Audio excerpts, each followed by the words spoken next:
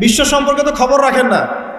বিশ্ব অর্থনীতি, রাজনীতি, সমাজনীতি, পররাষ্ট্রনীতি এগুলো সম্পর্কে খবর যারা রাখে তারা বুঝতে পারবে যে আগামী দিনগুলো এই পৃথিবীর জন্য খুব ভয়ঙ্কর হবে।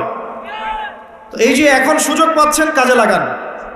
সুযোগ পাচ্ছেন দিনের কথা শোনার, জানার, আমল করার, কাজে লাগান। কে জানে সামনের বছর এই সুযোগ নাও পেতে পারেন। কেউ গ্যারান্টি দিতে পারবে? পারবে না। কে জানে যে সামনের বছর ভয়াবহ দুর্ভিক্ষ নেমে আসে কিনা। 2026 সাল পর্যন্ত একটা রেড লাইন চলছে সারা বিশ্বে। IMF থেকে শুরু করে ওয়ার্ল্ড ব্যাংকের বড় বড় নেতা এবং ইউনাইটেড নেশনসের বড় বড় নেতারা বলছে যে আগামী 2023 থেকে 26 পর্যন্ত সারা বিশ্বে একটা ভয়াবহ খাদ্য সংকট দেখা দিতে পারে। এটা অনেক আগেই নবী সাল্লাল্লাহু আলাইহি ওয়াসাল্লামের হাদিস থেকে প্রমাণ হয়। তো ওদের এই ভবিষ্যৎবাণীর পিছনেও কিন্তু তাদেরই ভূমিকা আছে। সারা বিশ্বে এই খাদ্য সংকটের পিছনে ওদেরই ভূমিকা সবচেয়ে বেশি। তারা পরিকল্পিতভাবে এই মানব জাতিকে ধ্বংসের দিকে ঠেলে দিচ্ছে। সামনে অপেক্ষা করছে নিউক্লিয়ার যুদ্ধ, পারমাণবিক যুদ্ধ। একটা সামান্য ছোট যুদ্ধ, ইউক্রেন রাশিয়া, এই যুদ্ধের ফলে গ্যাসের দাম বেড়ে যায়, তেলের দাম বেড়ে যায়, সাপ্লাই, আমদানি রপ্তানি বন্ধ হয়ে যায়। আর যদি এই যুদ্ধ বিভিন্ন দেশের মধ্যে ছড়িয়ে পড়ে, কি হবে পৃথিবীর অবস্থা চিন্তা করেছেন? আমাদের মতো স্বল্পোন্নত দেশ, উন্নয়নশীল দেশগুলোর কি হবে চিন্তা করেছেন? এই যে সুযোগটা পাচ্ছি আমরা, আজকে বেঁচে আছেন, দিনের কথা শুনতে পারছেন, একটু কষ্ট স্বীকার করে শোনেন। আগামী দিনের কি ভরসা, নাও তো পেতে পারেন, হতে পারে না? তবে একটা বিষয় আপনাদেরকে আশ্বস্ত করতে চাই, দুনিয়ার অবস্থা যতই খারাপ হোক না কেন, চতুর্মুখে যত ফিতনায় আসুক না কেন, এই সমস্ত ফিতনা এবং এই দুর্যোগের ঘটার পরে ইনশাআল্লাহু তাআলা অচিরেই সারা বিশ্বে ইসলামের সূর্য উঠবে ইনশাআল্লাহ। বিশ্বাস করছেন না? আল্লাহ রাব্বুল আলামিনের ওয়াদা এটা, এবং নবী সাল্লাল্লাহু আলাইহি ওয়াসাল্লামের পবিত্র জবানের ভবিষ্যৎবাণী এটা, যে এই সভ্যতা শুরু হয়েছিল নবী দ্বারা, শেষও হবে একজন নবীর হাতে, তার নাম ঈসা ইবনে মারিয়াম, ঈসা আলাইহিস সালাম। এবং পৃথিবী ধ্বংস হবে না ইনশাআল্লাহ তাআলা যতক্ষণ পর্যন্ত না মুসলিমরা, তার আগ পর্যন্ত কিয়ামত হবে না ইনশাআল্লাহ। অতএব সামনের সময়গুলো যত কঠিন হোক, তারপরে একটা সূর্যোদয় আপনারা দেখবেন ইনশাআল্লাহ তাআলা। আমরা দোয়া করি আল্লাহ পাক সেদিন পর্যন্ত আমাদেরকে জীবিত রাখুন, আমিন। প্রিয় ভাইরা, একটা গুরুত্বপূর্ণ বিষয় নিয়ে কথা বলতে চাই। সেটা হলো, আমরা ইমানের কথা শুনেছি, ইমানের অনেক বয়ান শুনেছি, আকীদার বয়ান শুনেছি, আমরা শিরকের বয়ান শুনেছি, বেদাতের বয়ান শুনেছি, হারাম হালালের বয়ান শুনেছি, আখিরুজ্জামান বয়ান শুনেছি, আলহামদুলিল্লাহ। কিন্তু একটা বিষয় আমাদের মধ্যে খুব সমস্যা দেখা যাচ্ছে, সেটা হলো ইস্তেকামা, মানে ইসলামের উপরে, ইমানের উপরে, আমলের উপরে সুদৃঢ় থাকা কষ্টকর হচ্ছে না? আমরা হয়তো নামাজ পড়ছি, আবার পা পিছলে পড়ে যাচ্ছি। আমরা হয়তো আল্লাহর রাস্তায় সময় দিচ্ছি, দিনের কাজ করছি, আবার হঠাৎ পাপ করে ফেলছি। আমরা 2 দিন, 3 দিন, 4 মাস, 1 মাস খুব ভালো দিনের কাজ করছি, হঠাৎ করে আবার পা পিছলে পড়ে যাচ্ছি, স্লো হয়ে যাচ্ছি। এই যে দৃঢ়তার অভাব, ইমান, আকীদা, আমলের উপর ইস্তেকামা বা দৃঢ়তার যে অভাব, এই বিষয়টা নিয়ে আজকে ইনশাআল্লাহ তাআলা খুব সংক্ষিপ্ত পরিসরে কথা বলার চেষ্টা করবো ইনশাআল্লাহ। ওয়া মা তাওফীকি ইল্লা বিল্লাহ আলাইহি তাওয়াক্কালতু ওয়া ইলাইহি উনীব। একবার দোয়া পড়ি আমরা, রব্বি ইশরাহ লি সাদরি ওয়া ইয়াসসির লি আমরি ওয়াহলুল উকদাতাম মিন লিসানি ইয়াফকাহু কওলি আল্লাহুম্মা ফাক্কিহনা ফিদ-দীন ওয়া আল্লিমনা তা'ওয়িল। আল্লাহ রাব্বুল আলামিন সর্বপ্রথম আদম আলাইহিস সালামকে সৃষ্টি করেছেন। কি হিসেবে সৃষ্টি করেছেন? আল্লাহ পাক বলছেন, ওয়া ইয কুলনা লিল মালাইকাতি ইসজুদু লি আদম। যখন আমি ফেরেশতাদেরকে বললাম যে তোমরা আদমকে সেজদা করো, ফাসাজাদু, সবাই আদমকে সেজদা করলো, ইল্লা ইবলিস, ইবলিস সেজদা করলো না। আবা ওয়াস্তাকবার, ইবলিস অহংকার করলো, উদ্ধত হলো।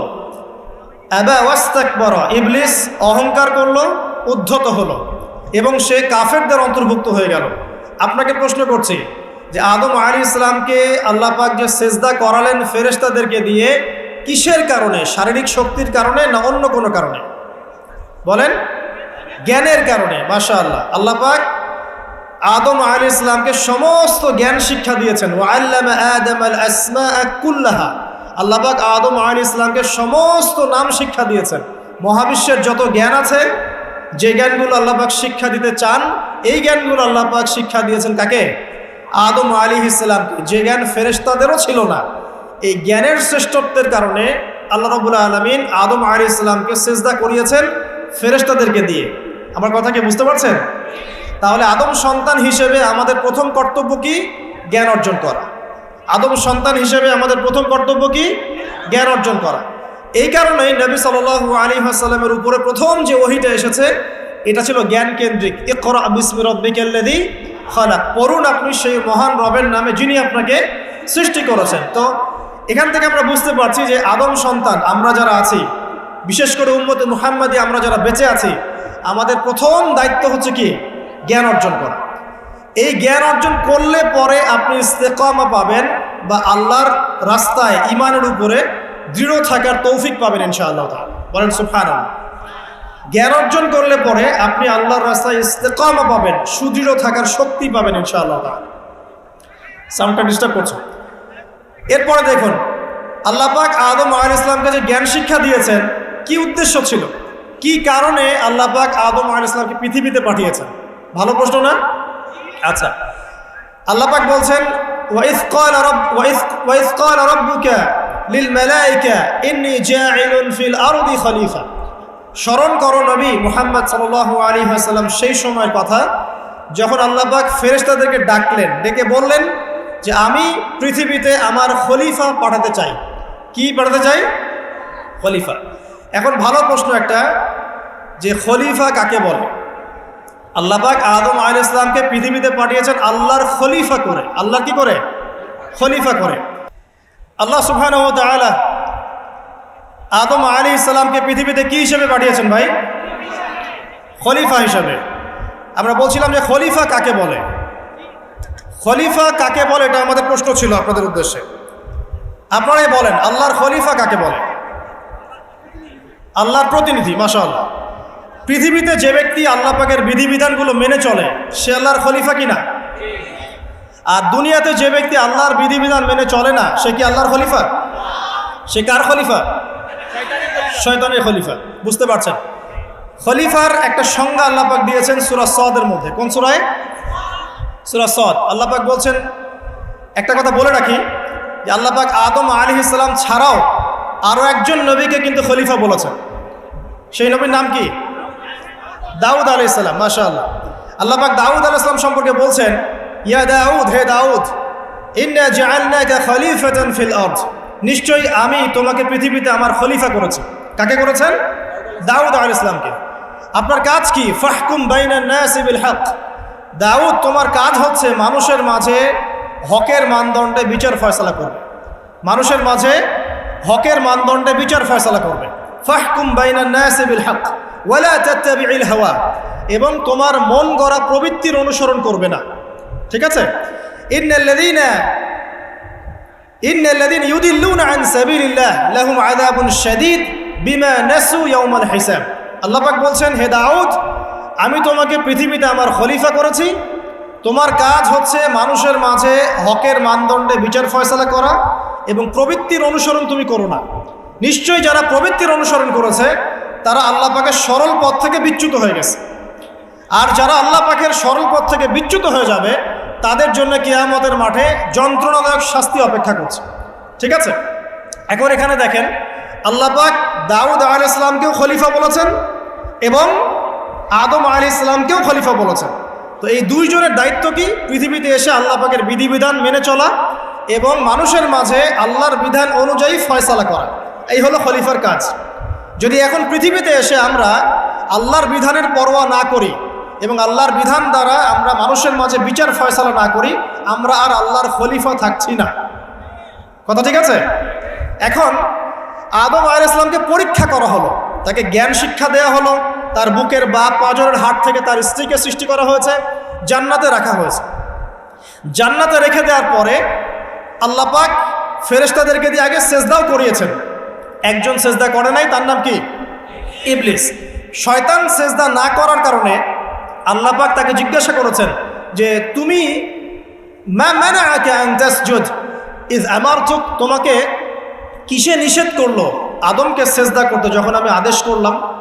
শয়তান যুক্তি দিচ্ছিল, খলাকতানি মিন নার ওয়া খলাকতাহু মিন তিন, আমাকে সৃষ্টি করেছেন হে আল্লাহ আপনি আগুন দিয়ে, আর আদমকে সৃষ্টি করেছেন কি দিয়ে?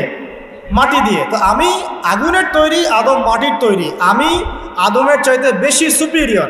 এটা যুক্তি ছিল কার? শয়তানের।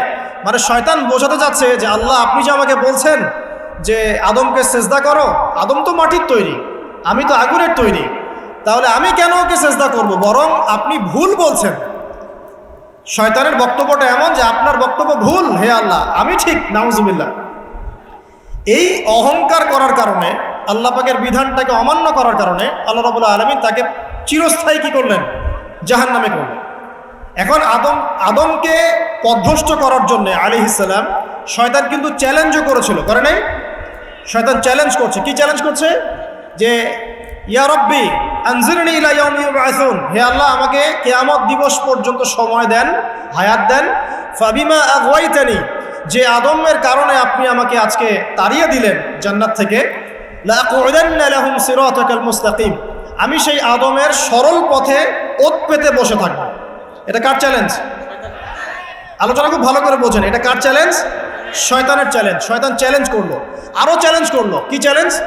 সুম্মা লাআতিয়ান্না মিন বাইনি আইদিহিম, আমি তার ডান দিক থেকে আসবো, ওয়ান আইমানিহিম ওয়ান শামাইলিহিম, আমি তার সামন থেকে আসবো, ওয়ান আইমানিহিম, তার ডান দিক থেকে আসবো, ওয়ান শামাইলিহিম, তার বাম দিক থেকে আসবো, ওয়ালা তাজিদু আকসারাহুম শাকিরিন, আপনি বেশিরভাগ আদম সন্তানকে শুকরগুজার পাবেন না। কে বললো এই কথা? শয়তানের চ্যালেঞ্জটা শোনেন। আমাকে কিয়ামত পর্যন্ত অবকাশ দিন। আল্লাহ পাক বলেন ঠিক আছে দিলাম। এবার শয়তান বলছে যে আমি আদমের সরল পথে ওত পেতে বসে থাকবো, আছে কি নাই? আছে। এরপরে বলছে আমি ডান দিক থেকে আসবো, বাম দিক থেকে আসবো, সামন পিছন সব দিক থেকে আসবো, বেশিরভাগ আদম সন্তানকে আপনি শুকরগুজার পাবেন না। ও তার চ্যালেঞ্জের উপরে অটল আছে কি নাই? বেশিরভাগ মানুষ কি নামাজ পড়ে? বেশিরভাগ মানুষ কি হালাল খাচ্ছে? বেশিরভাগ মেয়ে কি পর্দা করছে? বেশিরভাগ কি আমরা যাকাত দিয়েছি? বেশিরভাগ মানুষ কি আল্লাহ এবং তার রাসূলের বিধিবিধান মেনে চলছে? তাহলে শয়তান যে চ্যালেঞ্জ করলো ওয়ালা তাজিদু আকসারাহুম শাকিরিন, বেশিরভাগ কি আল্লাহ আপনি শুকরগুজার পাবেন না, ও সফল না ব্যর্থ? বলেন শয়তান সফল না ব্যর্থ? সফল। আল্লাহ পাক বলে দিলেন একটা কথা যে ওয়া কালিলুম মিন ইবাদিয়াশ শাকুর, আমার শুকরগুজার বান্দা কিন্তু খুব কম হবে। কি হবে? কম হবে। এবং আল্লাহ পাক বলছেন আমার শুকরগুজার বান্দার তুমি কোনো ক্ষতি করতে পারবে না ইনশাআল্লাহ। এই কথা রাসূল সাল্লাল্লাহু আলাইহি ওয়াসাল্লাম হাদিসের মধ্যেও বলছেন যে নিঃসন্দেহে বনু ইসরাইল ৭২টা দলে ভাগ হয়ে গিয়েছিল। ওয়া তাফতারিকু উম্মতি আলা 73 মিল্লাহ, আর আমার এই উম্মতে মুহাম্মাদি ভাগ হয়ে যাবে ৭৩টা দলে। কয়টা দলে? কুল্লুহুম ফিন্নার, প্রত্যেকটা দল যাবে জাহান্নামে ইল্লা মিল্লাতান ওয়াহিদা, একটা মাত্র দল ছাড়া, একটা মাত্র মিল্লাত ছাড়া। মানে ৭২টা কাতার জাহান্নামে যাচ্ছে, একটা মাত্র কাতার বাদ দিয়ে। সাহাবীরা বলছেন যে তারা কারা ইয়া রাসূলুল্লাহ? নবী সাল্লাল্লাহু আলাইহি ওয়াসাল্লাম বলছেন মা আনা আলাইহি ওয়া আসহাবি আল ইয়াউমা, আজকের দিনে আমি এবং আমার সাহাবীরা যার উপরে আছে। এই হাদিস থেকে বুঝতে পারছি আমরা যে বেশিরভাগ মানুষ কোথায় যাবে? জাহান্নামে যাবে। আরেকটা আয়াত দিয়ে প্রমাণ করে সামনে যাই। সূরা আরাফের মধ্যে আল্লাহ পাক বলছেন যে ওয়ালাকাদ যারানা লি জাহান্নামা কাসীরাম মিনাল জিন্নি ওয়াল ইনস, আল্লাহ পাক বলছেন দেখো আমি বহু জিন আর মানুষকে দিয়ে জাহান্নাম পূর্ণ করে দিব। প্রচুর জিন, প্রচুর মানুষকে দিয়ে আমি জাহান্নাম পূর্ণ করে দিব। কত? সংখ্যাটা কেমন হবে? সহিহ বুখারী একটা হাদিসে পাওয়া যায় যে প্রত্যেক ১,৯৯৯ জন জাহান্নামে যাবে নাউযুবিল্লাহ। আদম আলাইহিস সালামকে আল্লাহ পাক ডাকবেন, ডেকে বলবেন কিয়ামতের মাঠে তোমার সন্তানদের মধ্য থেকে জাহান্নামীগুলোকে আলাদা করে দাও, জান্নাতীদেরকে আলাদা করে দাও। এবার আদম আলাইহিস সালাম বলবেন যে কতজনকে আলাদা করবো হে আল্লাহ? আল্লাহ রাব্বুল আলামিন বলবেন প্রত্যেক ১,৯৯৯ জনকে জাহান্নামের জন্য আলাদা করে দাও। চিন্তা করতে পারলেন? তার মানে এখানে একটা বিষয় বোঝার আছে, প্রত্যেক ১,৯৯৯ জন যে জাহান্নামে যাচ্ছে কি কারণে যাবে? কোন পাপের কারণে যাবে? কে বলতে পারবেন কোন পাপের কারণে যাবে? মাশাআল্লাহ, শিরকের কারণে। কারণ কি? কারণ শিরক ছাড়া অন্য যে কোনো গুনাহ আল্লাহ পাক মাফ করতে পারেন, পারেন না? কিন্তু শিরকের গুনাহ থেকে তওবা না করে যদি মারা যায় আল্লাহ কি মাফ করবেন? আল্লাহ পাক সূরা নিসার মধ্যে বলেছেন যে আল্লাহ পাক যে কোনো গুনাহ যাকে ইচ্ছা মাফ করতে পারেন। যে কোনো গুনাহ, আপনি চুরি করেছেন আল্লাহ চাইলে মাফ করতে পারেন, জিনা করেছেন তওবা করলে আল্লাহ পাক মাফ করতে পারেন, আপনি নামাজ পড়েন নাই তওবা করেছেন, আল্লাহ চাইলে মাফ করতে পারেন। যাকাত দেন নাই, মাফ করতে পারেন। আপনি সুদ খেয়েছেন, মায়ের সাথে জেনা পাপ না? এটা সুদের পাপ কি? মায়ের সাথে জেনার পাপ না? সুদ খেয়েছেন, তারপরেও তওবা করলে আল্লাহ পাক মাফ করতে পারেন। কিন্তু শিরক করেছেন, বিনা তওবায় মারা গেছেন, আমল নামে শিরকের পাপ আছে, আল্লাহ পাক মাফ করবেন না, এমনটাই বলেছে। বরং আল্লাহ পাক বলছেন যে হে আদম সন্তান, তুমি যদি আমার সামনে আসমান জমিন সমান গোনা নিয়ে হাজির হও, মানে গোনা তোমার আসমান এবং জমিনের সমান হয়ে গেছে, কিন্তু তোমার আমল নামায় কোনো শিরকের পাপ নাই, তাহলে আমি তোমার সামনে আসমান জমিন সমান ক্ষমা নিয়ে হাজির হব। তার মানে বুঝতে পারলাম যে শিরকের পাপটা আল্লাহ পাক মাফ করছেন না, অন্য যে কোনো পাপ যাকে ইচ্ছা মাফ করতে পারে। তাহলে এই যে এতগুলো মানুষ যে জাহান্নামে যাচ্ছে, তাহলে তাদের আমল নামায় কোন পাপ থাকতে পারে? বুঝতে পারছেন না এবার? তাহলে তাদের আমল নামায় নিঃসন্দেহে শিরকের পাপ আছে। তার মানে এমন একটা যুগের মানুষ বেশি জাহান্নামে যাবে যে যুগের মধ্যে শিরক দিয়ে ভর্তি। কথা কি বুঝতে পারছেন? এটা কোন যুগ যে যুগের মধ্যে শিরক দিয়ে সব ক্ষেত্র ভর্তি? আমি আপনাকে বলি, আপনার এই ওয়ার্ল্ড অ্যাফেয়ার্স শিরক দিয়ে ভর্তি। আপনার এডুকেশনের মধ্যে, এডুকেশন সিস্টেমের মধ্যে শিরক আছে। আপনার ইকোনমিক সিস্টেম, এর মধ্যে শিরক আছে। এমনকি মুসলিমরা এখন ধর্মের মধ্যেও শিরক করছে। পড়াশোনা বলেন, অর্থনীতি বলেন, জিওপলিটিক্স বলেন, সমাজ বলেন, ধর্মতাত্ত্বিক দর্শনগুলো বলেন, এগুলো এখন শিরক দিয়ে ভর্তি।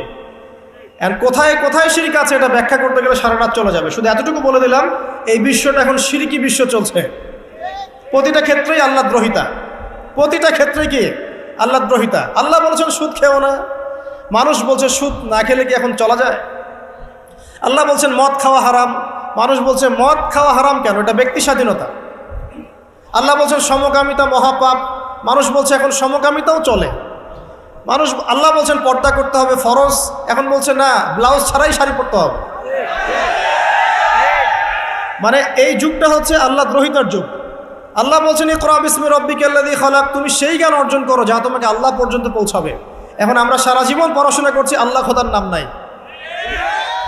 প্রতিটা ক্ষেত্র আল্লাহ পাক বলছেন ওয়া মান লাম ইয়াহকুম বিমা আনজালাল্লাহু ফাউলাইকা হুমুল কাফিরুন, যারা আল্লাহ পাকের বিধান অনুযায়ী ফয়সালা করছে না, এরা জালেম, এরা ফাসিক, এরা কাফের। আর আমরা সারা বিশ্বের দিকে তাকিয়ে দেখছি এখানে ইসলামিক লজের কোনো বালাই নেই। তো প্রতিটা ডিপার্টমেন্ট শিরক। আপনাকে বোঝাই, 999 জন মানুষ যে জাহান্নামে যাবে, আমল নামে একটা কমন পাপ থাকবে, সেটা কি? শিরক। আর এই শিরকটা মারাত্মক আকার ধারণ করবে যখন দাজ্জাল আত্মপ্রকাশ করবে। কারণ এই সময় বেশিরভাগ মানুষ তাকে আল্লাহ বলে মেনে নিবে, বেশিরভাগ মানুষ তাকে আল্লাহ বলে মেনে নিবে, নাউজুবিল্লাহ। অল্প কিছু মানুষ হয়তো থাকবে যারা তাকে চিনতে পারবে যে না, সে সত্যিকারের আল্লাহ নয়, সে মাসিহুদ দাজ্জাল। তো আপনাকে যুগ এবং জিজ্ঞাসা সম্পর্কে সচেতন থাকতে হবে।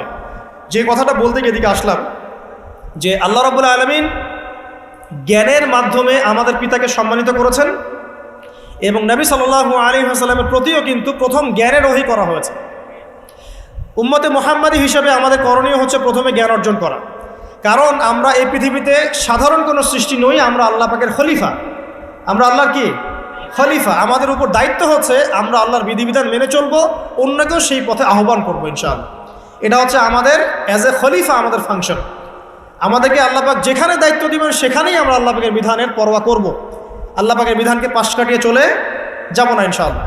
এখন এটা বলা যতটা সহজ, করা কিন্তু খুব কঠিন, তাই না? এটা বলা সহজ, কিন্তু করা কিন্তু এতটা সহজ নয়। কিভাবে সহজ নয়? আপনি মুসলিমদের মধ্যে দেখবেন আমরা সবাই এক আল্লাহর বান্দা, একজন নবীর উম্মত, একটা কেবলা, একটা কিতাব। তারপরে দেখবেন আমরা শততা বিভক্ত না, এখন বিভিন্ন দল উপদল মতবাদে বিভক্ত না। উচিত ছিল আমরা ঐক্যবদ্ধ থাকবো, কিন্তু আমরা বিভক্ত। তো বলা সহজ ঐক্যের কথা, করাটা কঠিন না? কঠিন। মুসলিমদের কথা হচ্ছে যে মুসলিমরা পড়াশোনা করবে, দিনের এলেম কালাম শিখবে, শিখে মানুষকে শেখাবে এবং সমসাময়িক উপকারী জ্ঞানগুলোও শিখবে। জেনারেল এবং ইসলামিক উভয় দিকেই মুসলিমরা কি হবে?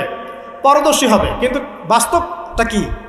বাস্তবে কি আমরা দেখতে পাচ্ছি যে আমরা দুনিয়ার ফিকির যতটা বেশি করছি, দিনের জ্ঞানের ফিকির এতটা নাই।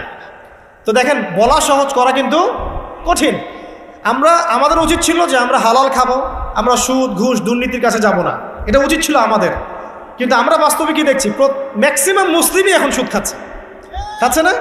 ম্যাক্সিমাম মুসলিমই দেখা যায় ঘুষ ছাড়া জব হচ্ছে না, দুর্নীতি করতে হচ্ছে, অন্যের সম্পদ আত্মসাৎ করছি আমরা, এবং এগুলোকে আমরা ইসলামের অংশ বলে মনেও করছি না।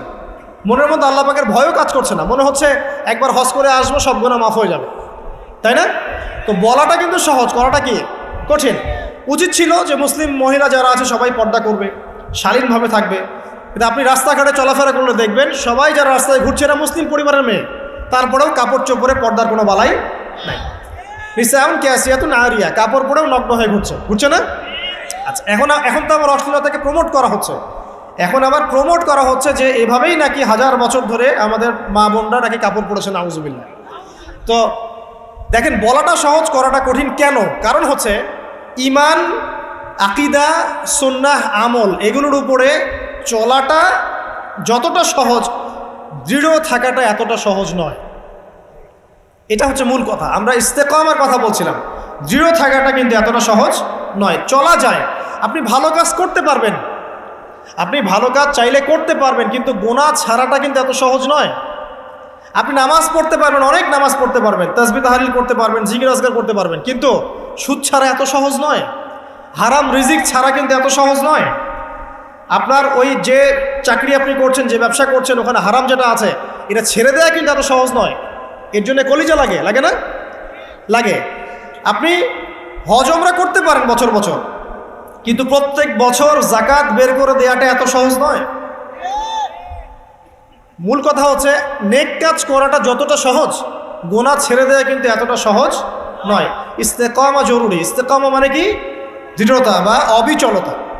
এখন আমরা আলোচনা করব আজকে ইনশাআল্লাহ অল্প সময়ে, যে কয়েকটা টিপস আমি বলবো যে কাজগুলো আমাদেরকে ইনশাআল্লাহ তাআলা আল্লাহর দ্বীনের উপরে অবিচলতা সৃষ্টি করবে ইনশাআল্লাহ। এবং কিছু কিছু কাজ আমাদেরকে বর্জন করতে হবে, যেগুলো বর্জন করলে আমরা ইস্তেকামা পাবো ইনশাআল্লাহ। তার আগে একটা আয়াত তেলাওয়াত করে দেই, আপনাদের বুঝতে সুবিধা হবে। আল্লাহ রাব্বুল আলামিন সূরা হামিম সাজদার মধ্যে বলেছেন, আউযু বিল্লাহি মিনাশ শাইতানির রাজিম, আল্লাহ পাক বলছেন, ইন্নাল্লাযীনা ক্বালু রাব্বুনাল্লাহ, নিশ্চয়ই যারা বলে, যে মুসলিম মুমিনরা বলে যে আমাদের রব আল্লাহ, রব্বুনাল্লাহ, আমাদের রবকে আল্লাহ, সুম্মা ইসতাকামু, এরপর এই কথার উপরে অবিচল থাকে, যে ইস্তেকাম, আমাদের রব আল্লাহ, এটা বলার পরে আল্লাহ পাকের বিধানের উপরে অবিচল থাকে, সুম্মা ইসতাকামু, তাদের কি হবে? তাতানাজ্জালু আলাইহিমুল মালায়েকা, তাদের উপরে আল্লাহর রহমতের ফেরেশতারা নেমে আসবেন ইনশাআল্লাহ। রহমতের ফেরেশতা নেমে আসবেন, তাতানাজ্জালু আলাইহিমুল মালায়েকা, এবং তারা বলবেন, আল্লা তাখাফু ওয়া লা তাহজানু, হে মুমিন মুসলিমরা, তোমরা দুশ্চিন্তা করো না, তোমরা ভয় করো না। নাহনু আউলিয়াউকুম ফিল হায়াতিদ দুনিয়া ওয়া ফিল আখিরাহ, আমরা যারা আল্লাহর ফেরেশতা আছি, আমরা দুনিয়া এবং আখিরাতে তোমাদের বন্ধু হয়ে গেলাম। ওয়া লাকুম ফিহা মা তাশতাহি আনফুসুকুম, সেই জান্নাতে তোমাদের জন্য আল্লাহ পাক রেখেছেন যা তোমাদের মন চাবে। ওয়া লাহুম ফিহা মা তাদউন, এবং তোমরা যা আহ্বান করবে সব কিছুই পাবা তোমরা। নুজুলাম মিন গফুরির রহিম, এটা আল্লাহ পাকের পক্ষ থেকে একটা মেহমানদারি হবে ইনশাআল্লাহ। তাহলে ইস্তেকামার ফজিলত পেয়ে গেলাম। যদি আমরা ইস্তেকামা বজায় রাখতে পারি, আল্লাহর দ্বীনের উপর অটল থাকতে পারি, তাহলে আল্লাহর রহমতের ফেরেশতারা আমাদের সাথে চলাফেরা করবে ইনশাআল্লাহ। দুনিয়াতেও তারা আমাদের সাথী হবে, মৃত্যুর পর পরকালেও সাথী হবে ইনশাআল্লাহ। আল্লাহ পাক আমাদেরকে জান্নাত দিবেন, যেই জান্নাতে আপনি যা ইচ্ছা তাই পাবেন ইনশাআল্লাহ আযজা ওয়া জাল। তো এটা তো বললাম, কাজটা তো কঠিন। কি কি কাজ করলে আপনি ইস্তেকামা পাবেন? এক নাম্বার, পয়েন্ট নাম্বার 1, সেটা হলো কায়েমন বাক্যে আল্লাহ পাকের কাছে দোয়া করে, ভিক্ষা চেয়ে, দৃঢ়তা চেয়ে নিতে হবে। কায়েমন বাক্যে আল্লাহর কাছে দোয়া করে, তওবা করে, ইস্তেগফার করে ইস্তেকামা দৃঢ়তা চাইতে হবে, দোয়া করতে হবে। এই দোয়াটার সবচেয়ে সেরা দোয়া কোনটা? যেটা আমরা নামাজে করি। কি বলি? ইহদিনাস সিরাতাল মুস্তাকিম সিরাতাল্লাযীনা আনআমতা আলাইহিম গায়রিল মাগদুবি আলাইহিম ওয়ালাদ দালিন। আল্লাহ আমাদেরকে সরল পথ প্রদর্শন করুন, একদম সোজা রাস্তা। কোন পথ? যে পথে আপনি পরিচালিত করেছেন কাদেরকে? আনআমতা আলাইহিম, যাদের প্রতি আপনি অনুগ্রহ বর্ষণ করেছেন, মানে নবীগণ, সিদ্দিকগণ, শহীদগণ, তাদের পথ হচ্ছে সিরাতুল মুস্তাকিমের পথ। গায়রিল মাগদুবি আলাইহিম ওয়ালাদ দালিন, তাদের পথে নয় যারা গজবপ্রাপ্ত এবং পথভ্রষ্ট। তাদের পথে আমাদেরকে চালাবেন না হে আল্লাহ, যারা গজবপ্রাপ্ত এবং পথভ্রষ্ট। কারা এরা? কারা গজবপ্রাপ্ত পথভ্রষ্ট? হাদিসের মধ্যে এসেছে, আল মাগদুব হুমুল ইয়াহুদি ওয়াদ-দাল্লিন হুমুন নাসারা, যারা মাগদুব তারা হচ্ছে ইহুদি, আর দাল্লিন যারা তারা হচ্ছে খ্রিস্টান বা নাসারা। মানে আপনি একটু বোঝেন, প্রত্যেক ফরজ নামাজে এবং নফল নামাজে, সুন্নত নামাজে আপনি আল্লাহকে বলেন যে হে আল্লাহ, আপনি আমাকে ইহুদি এবং খ্রিস্টানদের আদর্শ থেকে হেফাজত করো। আপনি বলেন, হয়তো আপনি অর্থ জানেন না, কিন্তু এই দোয়াটা করার পরেই যখন আপনি মসজিদ থেকে বের হয়ে যান, আপনার শিক্ষা জীবন ইহুদি নাসারা কেন্দ্রিক, আপনার অর্থনৈতিক জীবন ইহুদি নাসারা কেন্দ্রিক, আপনার পলিটিক্যাল লাইফ ইহুদি নাসারা কেন্দ্রিক, এমনকি ব্যক্তি জীবনের সংস্কৃতিও সব ইহুদি নাসারা কেন্দ্রিক। অথচ আপনি নামাজে বারবার বলছেন আমাকে আল্লাহ ওই পথ দিয়েন না, ওই পথ থেকে বাঁচান। এই হচ্ছে আমাদের অবস্থা। তো প্রথমে ইস্তেকামা চাইতে হবে। এভাবে প্রত্যেক ফরজ নামাজে, নফল নামাজে, সুন্নত নামাজে আমরা আল্লাহর কাছে এই সোজা পথ চাবো এবং তার উপরে সুদৃঢ়তা আল্লাহর কাছে চেয়ে নেবো ইনশাআল্লাহ। আরেকটা দোয়া করবো ইনশাআল্লাহ সেজদায় গিয়ে, সেটা হচ্ছে নবী সাল্লাল্লাহু আলাইহি ওয়াসাল্লাম প্রায় এই দোয়াটা করতেন। কোন দোয়া? তিনি বলতেন, ইয়া মুকাল্লিবাল কুলুব সাব্বিত কলবি আলা দীনিক। কি বলতেন? আমার সাথে বলেন, ইয়া মুকাল্লিবাল কুলুব সাব্বিত কলবি আলা দীনিক। আরেকটা দোয়া করতেন নবী সাল্লাল্লাহু আলাইহি ওয়াসাল্লাম, ইয়া মুসাররিফাল কুলুব সাররিফ কুলুবানা আলা তাআতিক। অর্থাৎ হে হৃদয়সমূহের পরিবর্তনকারী, আবর্তনকারী, আমার কলবটাকে তুমি তোমার দিনের উপর প্রতিষ্ঠিত রাখো। এই দোয়াটা বেশি বেশি করলে ইনশাআল্লাহ আল্লাহর পথে ইস্তেকামা পাওয়া যাবে ইনশাআল্লাহ। আল্লাহ পাক আমাদেরকে তৌফিক দান করুন, আমিন। এর পাশাপাশি আমরা করব তওবা এবং ইস্তেগফার। আমরা আল্লাহকে বলবো আস্তাগফিরুল্লাহ, বলেন আল্লাযী লা ইলাহা ইল্লা হুয়াল হাইয়ুল কাইয়্যুম ওয়া আতুবু ইলাইহি। তওবা করবো এভাবে মন থেকে যে হে আল্লাহ, আমি সারা জীবনে তোমার যে বিরুদ্ধাচরণ করেছি বা তোমার যে বিধিবিধানের আমি পরোয়া করিনি বা ফরজ ওয়াজিব আদায় করি নাই, আমি এখন থেকে তওবা করছি যে আমি সমস্ত পাপ থেকে তোমার দিকে মুখ ফেরালাম ইনশাআল্লাহ। এবং আগামী যতদিন আমি বেঁচে থাকবো ইনশাআল্লাহ, আল্লাহ তোমার এই বিধিবিধানের বাইরে আমি যাব না ইনশাআল্লাহ। এবং আমি নিজে অনুশোচনায় ভুগবো যে কেন আমি এতদিন তোমার পথ থেকে দূরে ছিলাম।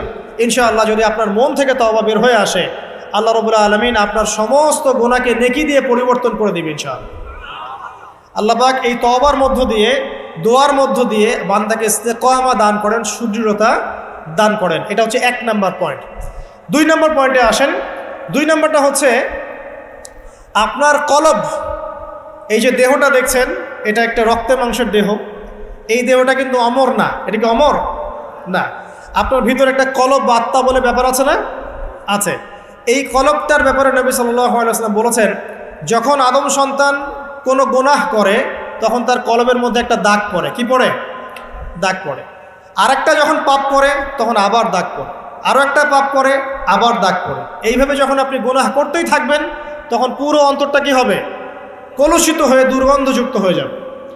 তো যখন আপনার কলব দুর্গন্ধযুক্ত হয়ে যাবে তখন সেখানে আপনার হিংসা, আপনার অহংকার, আপনার গীবত, আপনার আল্লাহদ্রোহিতা, এই যে খারাপ রিপুগুলো আছে সবগুলো এই কলবে বাসা বাঁধবে। কখন বাসা বাঁধবে? যখন আপনার কলবটা কলুষিত হয়ে যাবে। আর কলুষিত হচ্ছে কেন? পাপের কারণে। কিসের কারণে? পাপের কারণে। তো এখন কলবটাকে আগে পরিচ্ছন্ন করতে হবে।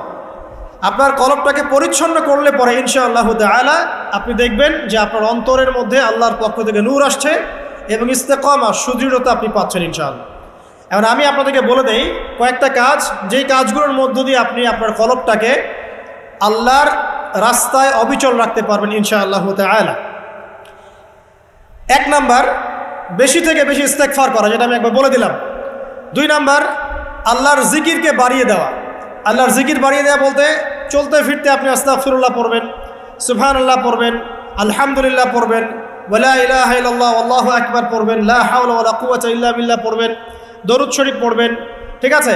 এই যে জিকির আজগারগুলো সকাল সন্ধ্যার, এগুলো করতে থাকলে আপনার কলবটা ইনশাআল্লাহু তাআলা পরিষ্কার হবে। আল্লাহ পাক কলব পরিষ্কার করার তৌফিক দান করুন, আমিন। এরপরে কি? এরপরে হচ্ছে বেশি বেশি কোরআন তেলাওয়াত। কোরআন তেলাওয়াত যদি বাড়িয়ে দেন দেখবেন আপনার কলবের মধ্যে যত ময়লা এটা আস্তে আস্তে ঝরে পড়বে ইনশাআল্লাহ। সবাই কোরআন তেলাওয়াত করতে পারি তো ইনশাআল্লাহ? আল্লাহ পাক সবাইকে বিশুদ্ধ করে কোরআন তেলাওয়াত করার তৌফিক দান করুন এবং প্রত্যেক দিন কমপক্ষে 1 পারা করে পড়ার চেষ্টা করেন। আল্লাহ পাক তৌফিক ইনায়াত করুন, আমিন। কোরআন তেলাওয়াত করেন, আপনার কলবের ময়লা ইনশাআল্লাহ চলে যাবে। আল্লাহ পাক তৌফিক ইনায়াত করুন। আর কয়েকটা কাজ কি? মৃত্যুর কথা বেশি বেশি স্মরণ করা, মৃত্যুর কথা বেশি বেশি স্মরণ করা, পরকালের ফিকির করা আল্লাহর সামনে দাঁড়াতে হবে এই জবাবদিহিতার চেতনা ভিতরে থাকা। বেশি বেশি কবর জিয়ারত করেন, মৃত্যুর কথা ফিকির করেন, পরকালীন চিন্তা করেন, আপনার কলবের মধ্যে যে নোংরা কলুষতাগুলো আছে ইনশাআল্লাহ তাআলা এগুলো দূরীভূত হয়ে যাবে ইনশাআল্লাহ। আল্লাহ পাক তৌফিক দান করুন। আমি যখন কলবটা পরিষ্কার হবে তখন আপনি কি করবেন? ইস্তেকামা পাবেন, আল্লাহ পাকের রাস্তায় দৃঢ়তা পাবেন ইনশাআল্লাহ। আল্লাহ রাব্বুল আলামিন আমাদেরকে দুইটা বিষয় বোঝার তৌফিক দান করুন। এক নম্বর কি বলেছি? দোয়া, তওবা, ইস্তেগফারের মধ্য দিয়ে আল্লাহর কাছে চেয়ে নেওয়া, তারপর নিজের কলবটাকে কি করা? পরিচ্ছন্ন করা। তারপরে কি? তারপরে হচ্ছে কোরআন তেলাওয়াত। বেশি বেশি কোরআন তেলাওয়াত করলে আল্লাহর সাথে আপনি কথোপকথন করতে পারছেন। বিশৃঙ্খলা করছেন কেন? যারা উঠে যেতে চান ওই দিক দিয়ে পিছন দিয়ে চলে যান, বিশৃঙ্খলা সৃষ্টি করবেন না। যে যত বেশি কোরআন তেলাওয়াত বাড়িয়ে দিবে ইনশাআল্লাহ তাআলা তার অন্তর তত পরিচ্ছন্ন হবে, আল্লাহর পথে ইস্তেকামা থাকতে পারবে। এরপরে যে কাজটা সেটা হলো রাসূলুল্লাহ সাল্লাল্লাহু আলাইহি ওয়াসাল্লামের সুন্নতের উপর আমল করা। কি করা ভাই? রাসূলের সুন্নতের উপরে আমল করা। সারা দিন রাত নবী সাল্লাল্লাহু আলাইহি ওয়াসাল্লামের যে সুন্নাহগুলো আছে এইগুলোর উপরে যদি আমল করতে পারেন ইনশাআল্লাহ তখন আপনি আল্লাহর পথে চলার ক্ষেত্রে ইস্তেকামা পাবেন ইনশাআল্লাহ আযজা ওয়া জাল। এরপরে আমর বিল মারুফ এবং নাহি আনিল মুনকারের কাজ করা, মানে দিনকে কেন্দ্র করে সৎ কাজের আদেশ করবেন, অসৎ কাজে নিষেধ করবেন। যতটুকু পারেন, আপনাকে আল্লাহ পাক যতটুকু ইলম কালাম দিয়েছেন এটা দিয়েই আপনি সৎ কাজের আদেশ করবেন, অসৎ কাজে কি করবেন? নিষেধ করবেন। ইনশাআল্লাহ দেখবেন আপনি আল্লাহর পথে ইস্তেকামা পাচ্ছেন। আর কি? আর হচ্ছে নামাজ, 5 ওয়াক্ত নামাজ, এর মধ্য দিয়ে আপনি আল্লাহকে পাবেন। ওয়াস্তাঈনু বিস-সাবরি ওয়াস-সালাহ। আল্লাহ পাক বলেছেন আল্লাহকে ডাকো এবং চাও কিভাবে? সবরের সাথে এবং সলাতের মধ্য দিয়ে। যত নামাজ বাড়িয়ে দিবেন, জামাতে পাবন্দি করবেন, নফল বাড়িয়ে দিবেন, সুন্নত বাড়িয়ে দিবেন, আল্লাহ পাক ইনশাআল্লাহ আপনাকে দ্বীনের পথে চলার ক্ষেত্রে ইস্তেকামা দান করবেন ইনশাআল্লাহ। আরেকটা বিষয় বলে সামনের দিকে যাই, সেটা হলো দ্বীনের ইলম অর্জন এবং প্রচার প্রসার। আপনি যত বেশি দ্বীনের জ্ঞান অর্জন করবেন এবং প্রচার প্রসার ঘটাবেন ইনশাআল্লাহ তাআলা আপনার কলবের মধ্যে ইসলামের প্রতি ইস্তেকামা আসবে ইনশাআল্লাহ। এখন কয়েকটা বিষয় বলে শেষ করি যে কি কি কাজ করলে আপনি, কি কি কাজ না করলে আপনি ইস্তেকামা পাচ্ছেন। তার মধ্যে প্রথমটা হচ্ছে শিরিক না করা। যদি আপনি শিরিক করেন ইস্তেকামা পাবেন না। যদি আপনার আমল নামায় শিরকের পাপ থাকে আপনি ইস্তেকামা অর্জন করতে পারবেন না। আর আমরা বারবার বলেছি যে মুসলিমরা এখন কথায় শিরিক করছে, কাজে শিরিক করছে, এবং মুসলিমরা এখন আকীদার মধ্যেও শিরিক করছে। কথায়, কাজ এবং আকীদার শিরকের এই ক্লাসিফিকেশনগুলো জানতে হলে কিতাবুত তাওহীদ নামে একটা বই আছে, এই বইটা পড়লে ইনশাআল্লাহ জানতে পারবেন। আল্লাহ পাক তৌফিক ইনায়াত করুন, আমিন। শিরিক করা যাবে না, ইস্তেকামা পেতে হলে শিরিক করা যাবে না। তারপরে কি করা যাবে না? বেদাত। নবী সাল্লাল্লাহু আলাইহি ওয়াসাল্লামের সুন্নতের মধ্যে কোনো প্রকার বেদাতের সংযোজন ঢোকানো যাবে না। যদি বেদাতি আমল করতে থাকেন আপনি আল্লাহর পথে ইস্তেকামা পাবেন না। 2, 3 হচ্ছে হারাম রিজিক। যদি আপনি হারাম রিজিকে অভ্যস্ত থাকেন বা লিপ্ত থাকেন, এই রিজিক দিয়ে আপনার যে দেহ এবং আত্মাটা গঠিত হবে, এই দেহ আত্মা মন নিয়ে আপনি আল্লাহর পথে ইস্তেকামা পাবেন না। অতএব রিজিকের ক্ষেত্রে সচেতন হন। আল্লাহ রাব্বুল আলামিনের ওয়াস্তে সমস্ত হারাম রিজিককে ত্যাগ করে তওবা করে ফিরে আসেন, হালালে সন্তুষ্ট থাকেন, অল্পে তুষ্ট থাকেন। ইনশাআল্লাহ আল্লাহ পাক আপনার অল্প আমলকেই জান্নাতের ওসিলা বানিয়ে দেবে ইনশাআল্লাহ। 3 নাম্বার বললাম হারাম রিজিক থেকে দূরে থাকা। 4 নাম্বার প্রবৃত্তির অনুসরণ না করা। প্রবৃত্তি মানে মন যা চায় তা করা। মন যা চায় তা করা যাবে না, বরং আল্লাহ এবং তার রাসূল যা বলেছেন তাই করতে হবে। এই পৃথিবীতে মানুষ হিসেবে আমরা কেউই স্বাধীন নই। আমরা যে স্বাধীনতার কথা বলি না, ব্যক্তিগতভাবে ব্যক্তি হিসেবে কোনো মানুষ স্বাধীন নয়। সবাই আল্লাহ পাকের দাসত্বের অধীনে পরাধীন। তো যখন আপনি নিজের নফসের তাবেদারি করছেন, প্রবৃত্তির অনুসরণ করছেন, তার মানে আপনি স্বাধীনতার ভাব দেখাচ্ছেন। এর মধ্য দিয়ে আপনি শয়তানের দাসত্ব করছেন। এটা আপনাকে আল্লাহর পথে ইস্তেকামা দিবে না। মূল বিষয়টা হচ্ছে আল্লাহ পাকের দাসত্ব করলে পরে আল্লাহর পথে ইস্তেকামা আসে, নফসের প্রবৃত্তির অনুসরণ করলে পরে আপনার আল্লাহর পথে ইস্তেকামা আসবে না। প্রবৃত্তি বলছে নামাজ পড়ার দরকার নাই, আজান হচ্ছে শুয়ে থাকেন। প্রবৃত্তি বলছে যে মাপে একটু কম দিলে কোনো সমস্যা নাই। আপনার প্রবৃত্তি বলছে সবাই তো সুদ খায়, আমি খেলে কি সমস্যা। আর প্রবৃত্তি বলছে যে ওই সম্পদ এতটুকু নেওয়াই যায়, আত্মসাৎ করাই যায়। ঠিক আছে? তো এই যে প্রবৃত্তির কথাগুলো, প্রবৃত্তি বলছে পর্দা করার দরকার নাই, ফ্যাশন করে চলবো। প্রবৃত্তি বলছে আমরা টিকটক করি। প্রবৃত্তি বলছে আমরা ফ্রি মিক্সিং করি। হ্যাঁ, আমার এই যে বয়ফ্রেন্ড গার্লফ্রেন্ডের সাথে ঘুরে বেড়াই। প্রবৃত্তি বলছে এগুলো। তো প্রবৃত্তির অনুসরণ করলে পরে আপনি আল্লাহর পথে ইস্তেকামা পাবেন না। আর কি, আর হচ্ছে দিনের জ্ঞানের অজ্ঞতা। দিনের ক্ষেত্রে জ্ঞানের অজ্ঞতা থাকলে আপনি আল্লাহর পথে ইস্তেকামা পাচ্ছেন না। আরেকটা বড় বিষয় আছে, সেটা হলো যে আল্লাহ পাকের দিনটাকে মহব্বত না করা, আল্লাহর দিনকে মহব্বত না করা এবং দিনটাকে এগিয়ে নেওয়ার ফিকির যাদের মধ্যে নাই, তারা আল্লাহ পাকের রাস্তায় ইস্তেকামা পাবে না। এরকম আর অনেকগুলো কারণ আছে যেগুলো আমাদের আল্লাহর পথে চলার ক্ষেত্রে দৃঢ়তার পথে বাধা সৃষ্টি করে। এখন সর্বশেষ যে জায়গাটাতে আমি শেষ করতে চাই সেটা হলো, দেখুন, ইস্তেকামা অর্জন করলে পরে আমরা জান্নাত পাবো এবং ঈমানের উপর দৃঢ়তা পাবো। যদি না করতে পারি তাহলে আমরা আল্লাহর পথ থেকে ছিটকে চলে যাব। এখন আমরা যে আল্লাহ পাকের খলিফা হয়ে পৃথিবীতে এসেছি, আল্লাহ পাক যে আমাদেরকে কিছু দায়িত্ব দিয়ে পাঠিয়েছেন, এই দায়িত্বের ফিকির যাদের মধ্যে নাই, তারা কি আল্লাহর পথে দৃঢ়তা অর্জন করতে পারবে? পারবে না। এখন এই দায়িত্বগুলো কি কি দায়িত্ব পালন করলে পরে আমরা আল্লাহর কাছে সম্মানিত হব এবং আল্লাহর দিনে দৃঢ়তাও পাবো, ইস্তেকামাও পাবো এবং ইনশাআল্লাহ তাআলা পরকালে জান্নাতও পাবো। অল্প কথা শেষ করছি, একটু ধৈর্য ধরেন। 1 নাম্বার, দেখুন, আপনাকে দায়িত্ব কি দেওয়া হয়েছে? আপনাকে দায়িত্ব দেওয়া হয়েছে যে আপনার পিতা আদম আলাইহিস সালামকে আল্লাহ পাক যে জ্ঞানগুলো শিক্ষা দিয়েছেন সেই জ্ঞান আপনাকেও শিখতে হবে। এটা প্রথম কাজ। জ্ঞান শিখতে রাজি আছি তো ইনশাআল্লাহ? আচ্ছা, আপনাকে কি দায়িত্ব দেওয়া হয়েছে? আল্লাহ পাক নাজিল করেছেন অসংখ্য আসমানি কিতাব, তার মধ্যে সর্বশেষ হচ্ছে আল কোরআন, এবং এই কোরআনের জ্ঞান অর্জন করে কোরআন পড়া, এর উপর আমল করা, এর প্রচার প্রসারের দায়িত্ব আল্লাহ পাক আপনাকে দিয়েছেন, আমাকে দিয়েছেন। এই দায়িত্ব পালন না করলে প্রকৃত মুসলিম হওয়া যাবে? যাবে না। জ্ঞান অর্জন করা, কোরআনের জ্ঞান অর্জন করে এটা প্রচার প্রসার করা। আল্লাহ পাক আপনাকে দায়িত্ব দিয়েছেন কি? নবী সাল্লাল্লাহু আলাইহি ওয়াসাল্লামের রেখে যাওয়া যে দিন, এই দিনটাকে আল্লাহর জমিনে প্রচার করে এগিয়ে নেওয়া। এই দায়িত্ব পালন না করলে কি আমরা প্রকৃত মুসলিম হতে পারবো? পারবো না। আল্লাহ পাক আপনাকে দায়িত্ব দিয়েছেন, আপনি পরিবারের কর্তা। আপনার পরিবারে পর্দা ঠিক আছে কিনা, হালাল রিজিক ঠিক আছে কিনা, সবাই নামাজে কিনা, এটা দেখার দায়িত্ব কার? আপনার। আপনি যদি পরিবারের উপরে দায়িত্ব পালন না করেন, আপনি আল্লাহর দ্বীনের দায়িত্ব পালন করছেন না। আপনাকে আল্লাহ পাক দায়িত্ব দিয়েছেন আগামী প্রজন্মটাকে ইসলামের আদর্শে মানুষ করতে। যদি আপনি দায়িত্ব পালন না করেন, আপনি প্রকৃতপক্ষে ইসলামের দায়িত্ব পালন করছেন না। সবচেয়ে বড় কথা হচ্ছে আমর বিল মারুফ এবং নাহি আনিল মুনকারের দায়িত্ব আল্লাহ পাক আপনাকে দিয়েছেন। সৎ কাজের আদেশ করা, অসৎ কাজে নিষেধ করার দায়িত্ব আল্লাহ পাক আমাকে দিয়েছেন। যদি এই দায়িত্ব পালন না করি, আমরা আল্লাহর কাছে ইস্তেকামা পাবো না এবং আল্লাহর জমিনে দিনও প্রতিষ্ঠিত হবে না এবং আমরাও আল্লাহর কাছে সম্মানিত হতে পারবো না। আল্লাহ রাব্বুল আলামিন আমাদের সবাইকে এই দায়িত্বগুলো পালন করার তৌফিক দান করুন, দিনের উপর ইস্তেকামা অর্জন করার তৌফিক দান করুন এবং যে কাজগুলো করলে পরে দৃঢ়তা পাওয়া যাবে সেগুলো করার তৌফিক দান করুন। যে কাজগুলো করলে দৃঢ়তা থেকে ছিটকে যাব সেগুলো থেকে আল্লাহ পাক আমাদেরকে বাঁচিয়ে রাখুন, আমিন। সর্বশেষ কথা হচ্ছে প্রিয় ভাইয়েরা, যে আমরা সবাই আজকে থেকে নিয়াত করি যে আমরা আজকে তওবা করলাম, জীবনে যত ভুল ত্রুটি করেছে আল্লাহ যেন মাফ করে দেন এবং আজকের পর থেকে আমরা আল্লাহর বিধানের বাইরে যাব না ইনশাআল্লাহ। যারা নামাজ ছেড়ে দিয়েছি আজকে থেকে নামাজি হয়ে যাব ইনশাআল্লাহ। যারা নামাজ কাজা করেছি নামাজ কাজা আদায় করে দেবো ইনশাআল্লাহ। যারা কোরআন তেলাওয়াত করি নাই, শিখি নাই, আজকে থেকে নিয়াত করবো শিখবো ইনশাআল্লাহ। যারা কোরআন তেলাওয়াত করা জানি প্রতিদিন এক পারা করে পড়বো ইনশাআল্লাহ। যারা সুন্নতের উপর আমল করছি, করার ক্ষেত্রে আমরা হেয়ালিপনা করছি, শক্ত করে নবীর সুন্নত আঁকড়ে ধরবো ইনশাআল্লাহ। দাড়ি রাখেন নাই, দাড়ি ছেড়ে দেবেন ইনশাআল্লাহ। টাকনুর নিচে কাপড় পরছেন, কাপড় উঠিয়ে নেবেন ইনশাআল্লাহ। যারা পর্দা করি নাই, আজকে নিয়াত করবো যে আজকের বাসায় গিয়ে আমরা পর্দা করা শুরু করবো ইনশাআল্লাহ তাআলা। জীবনে যত গুনাহ করেছি এই সমস্ত গুনাহ থেকে আল্লাহর কাছে আমরা তওবা করব এবং ঈমান, আকীদা, আমলের উপরে আল্লাহর কাছে দৃঢ়তা প্রার্থনা করে নেব ইনশাআল্লাহ। আবারও বলছি, আল্লাহুম্মা ইহদিনাস সিরাতাল মুস্তাকিম, ইয়া মুকাল্লিবাল কুলুব সাব্বিত কুলুবানা আলা তাআতিক, ইয়া মুসাররিফাল কুলুব সাররিফ কুলুবানা আলা দীনিক।